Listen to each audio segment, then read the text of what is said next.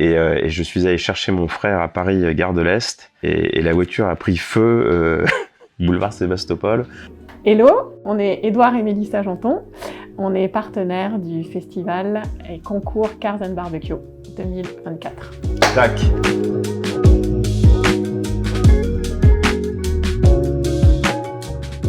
On l'est depuis toujours. Moi, je le suis vraiment depuis que je suis gamin. Ouais. En fait, j'avais deux grandes passions, c'était les montres et les voitures. Et j'ai choisi les montres pour faire mon métier. Mais c'est vrai que j'aurais pu travailler dans l'automobile, vraiment. Parce que je suis quand même bien piqué. bien piqué. Et moi aussi, en fait, je suis piquée depuis toute petite avec mon père qui a fait les 24 heures du Mans classique. Et en fait, ça a continué justement avec mon mari. Bon, j'ai pas fait les 24 heures du Mans classique, hein, mais en fait, c'est vraiment pour ça qu'on est ensemble. C'est à cause du papa. Il se trouve qu'à un moment, vous aviez ensemble... Ouais, on avait acheté une GT3, on avait acheté une GT3 ensemble, c'est vrai. Il y a fort longtemps. Et en fait, comme on n'est pas loin de Mulhouse, Édouard prenait des cours de pilotage à l'Anneau du Rhin et mon papa était actionnaire de l'Anneau du Rhin. La boucle est bouclée.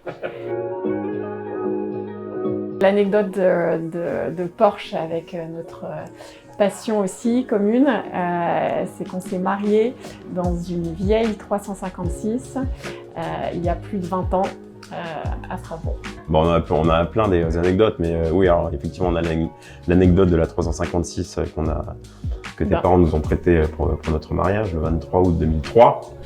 Et une deuxième anecdote un peu plus drôle, c'est que l'une de mes premières voitures, je m'étais offert une MG 160 TF, qui était une toute petite MG décapotable. Et donc j'étais extrêmement fier de rouler dans cette voiture qui était un peu petite, mais qui était quand même cabriolet. J'étais vraiment très fier de rouler dedans. Et à l'époque, j'étais en école de commerce en plus de mon travail. Et je suis allé chercher mon frère à Paris, gare de l'Est, mon frère Guillaume. Et la voiture a pris feu boulevard Sébastopol, alors qu'elle était vraiment neuve. Et donc je commençais, parce que c'était un moteur arrière.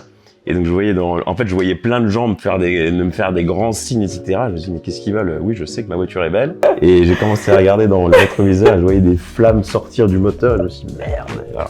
Et donc ça a été un drame absolu, mais voilà. Donc c'était une anecdote automobile. Voilà.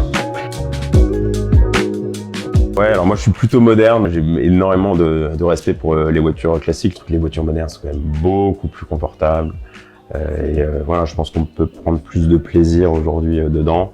Et c'est vrai que voilà, moi je suis pas un grand bricoleur et je pense que pour rouler en classique aujourd'hui, il faut vraiment avoir cette âme de mécanicien, de passionné, de vouloir sentir l'huile chaude, etc. Et voilà, moi c'est pas trop mon truc. Et en revanche, voilà, je suis enchanté de voir tout ce qui peut sortir aujourd'hui, que ce soit en thermique, que ce soit en hybride, que ce soit en électrique, c'est assez extraordinaire. Je suis très attachée aux voitures anciennes parce que, encore une fois, mon père avait cette passion des voitures anciennes et il avait une Type E, Type C, 120, 150 et à l'époque, il avait fait le rallye La Coupe des Alpes. Voilà, moi, c'est un peu ma Madeleine de Proust, cette odeur justement d'essence quand on était voilà, dans ces vieilles voitures. C'était le Stammtisch de mes parents tous les week-ends. Ils étaient tout un groupe de copains, dont Hubert Aberbuch, que je veux citer, qui est Entreprise du patrimoine vivant. Entreprise patrimoine. EPV. Un très beau label. Difficile à avoir et je suis pas sûr qu'ils soient nombreux à l'avoir en France sur la partie carrosserie. Qui a restauré justement plusieurs Bugatti et qui est connu internationalement et donc c'est un ami proche de mes parents. C'est vraiment, ouais. Moi je trouve que ce label la EPV ouais. C'est exceptionnel. C'est vraiment quelque chose qui gagne à être connu et ouais, c'est bien. Tag Heuer a toujours baigné dans la F1, dans le sport automobile, avec Ayrton Senna notamment. Ils avaient fait une très belle montre et j'aimerais bien qu'ils refassent quelque chose qui s'en rapproche, qui était une montre qui s'appelait SEL à l'époque, avec des maillons en forme de S, pour rappeler Senna entre autres, et qui était vraiment une pièce d'architecture. Et aujourd'hui, ils ont eu... ils ont signé ce partenariat exceptionnel avec la maison Porsche Et je pense que ce sont deux grandes maisons qui se retrouvent bien sur des valeurs du luxe, des valeurs de la performance, des valeurs de la finition, de la fiabilité.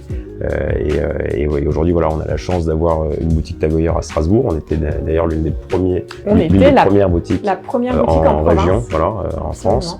Donc c'est très chouette. Et c'est vrai qu'aujourd'hui, voilà, la marque est extrêmement dynamique et de par ce partenariat qu'ils ont avec Porsche, ça nous permet aujourd'hui de fidéliser nos clients qui sont souvent amateurs de voitures et de les transformer, ou en tout cas de les orienter vers la passion horlogère. Voilà. Et je pense que ce sont deux passions qui ne se cannibalisent absolument pas, au contraire, elles sont tout à fait complémentaires. Bon. Donc on aura le plaisir de vous accueillir sur notre stand et on aura bien évidemment toute la collection Tag Heuer qui a été faite pour Porsche, pour et avec Porsche. Voilà. Donc on a hâte de vous voir.